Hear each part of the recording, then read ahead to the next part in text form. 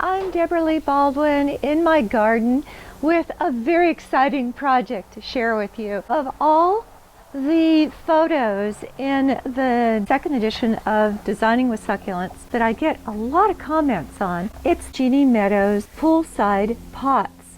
And it's just so lush and pretty. People want to know, how do you do it?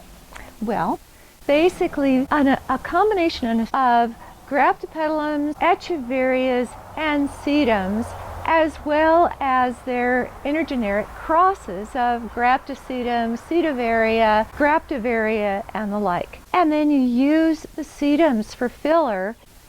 My 18-inch diameter pot on a Lazy Susan, almost the brim with potting soil. Start with a sort of a focal point plant, sedovaria hybrid, blue elf.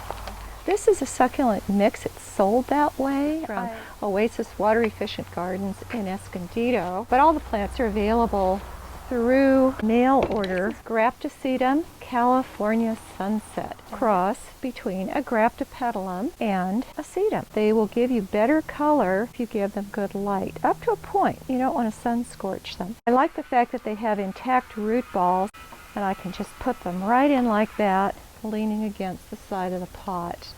This is probably Graptopetalum paraguayense. It's hard to tell because of the growing conditions. That plant will turn colors like a chameleon depending on how much sun it's gotten.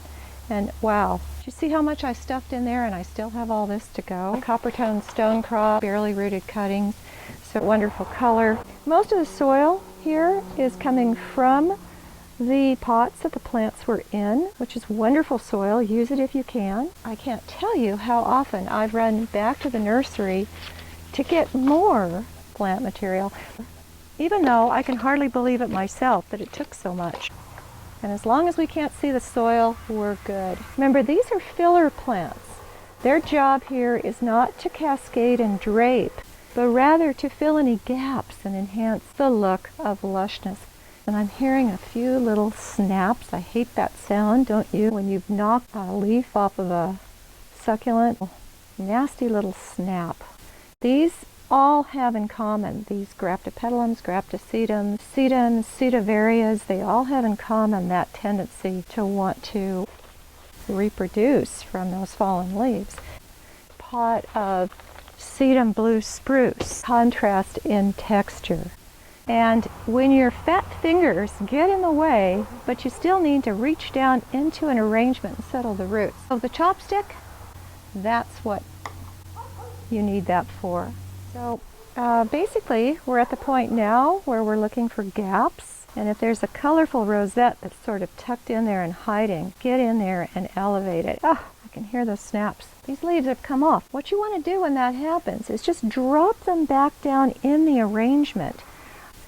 So here's a decision. What are you going to do with that? Are you going to plant the root ball, or are you just going to take it as a cutting? And I'm going to take it as a cutting because I don't want to see any stems. More tucking and we're done. Okay, open wide.